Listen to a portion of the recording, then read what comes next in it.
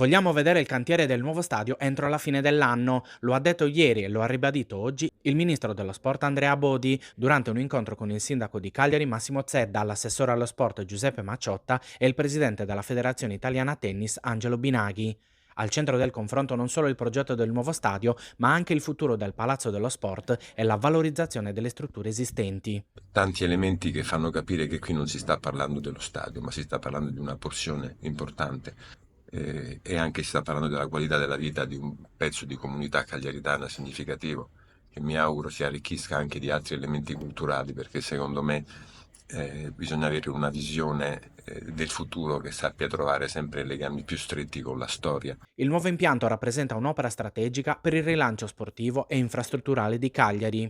Stiamo andando avanti, è in corso la procedura ex via, valutazione impatto ambientale, dovrebbe terminare a breve, nei primi mesi dell'anno, e dopodiché partiremo col progetto dello stadio. Si parla dell'inizio dei lavori entro il 2025, cosa che vorremmo garantire e cercheremo di farlo in tempi rapidi. Si sta parlando dell'intervento sul vecchio Santeria. Un altro tema chiave è la gestione e l'ottimizzazione delle risorse per la Domus Arena. Stiamo valutando proprio in relazione a una positiva interlocuzione con la società Cagliari Calcio, con la scuola calcio Gigi Riva e con la regione Sardegna.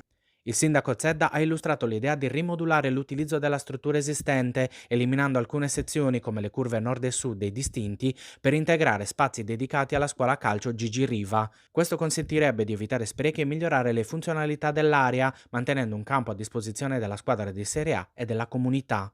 E sulla questione stadio, la possibilità di ospitare gli europei nel 2032 rimane concreta. C'è una prima candidatura, secondo me, a raggiungimento dell'obiettivo, Mm. no?